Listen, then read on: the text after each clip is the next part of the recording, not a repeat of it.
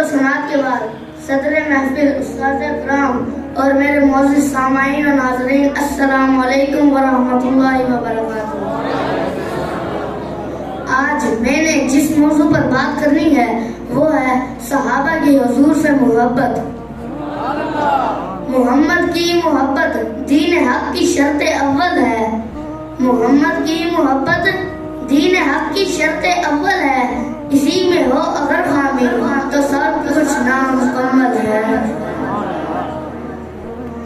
सामाईन और नाज़रीन, हज़रत खुबैब रज़ियल्लाहु कुफ़ार मक्का की कैद में थे।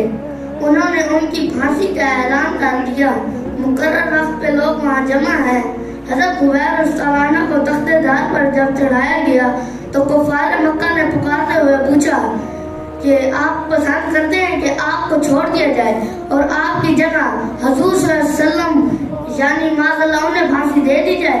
ये सुनकर हज़रत खुबैब रज़ियल्लाहु ने कहा, नहीं, अज़मत वाले रब की कसम, मैं तौबा भी पसंद नहीं करता कि मुझे छोड़ दिया जाए और मेरे आका सल्लल्लाहु अलैहि वसल्लम के क़दमैन शरीफैन में एक कांटा भी चुभे। हज़रत इमाम बिन सईद ताबई रहमतुल्लाह अलैहि फरमाते हैं, मैंने हज़रत उबैदा रज़ियल्लाहु अन्हा से अर्ज़ की कि मेरे पास हुजूर सल्लल्लाहु अलैहि वसल्लम का एक बाल मुबारक है। ये सुनकर हज़रत उबैदा रज़ियल्लाहु अन्हा ने कहा, मेरे पास हुजूर करीम सल्लल्लाहु अलैहि वसल्लम का एक बाल मुबारक हो। ये बात मुझे दुनिया और माफिया यानी दुनिया और दुनिया में जो कुछ है से ज्यादा महबूब है।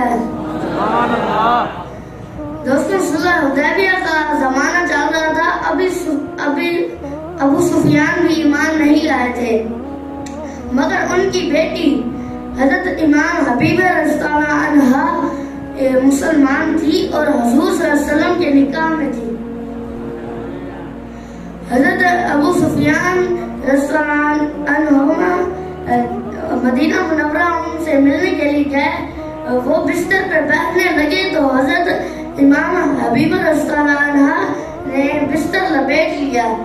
ये देखकर हजरत अबू सुफियान ने कहा, बेटी, ये बिस्तर मेरे लायक नहीं, क्या मैं इस बिस्तर के लायक नहीं? ये सुनकर उस बेटी ने जवाब दिया, ये रसूलुल्लाह का बिस्तर है और मुझे पसंद नहीं कि कोई नापाक और मुशरिक आदमी इस बिस्तर पर बैठे।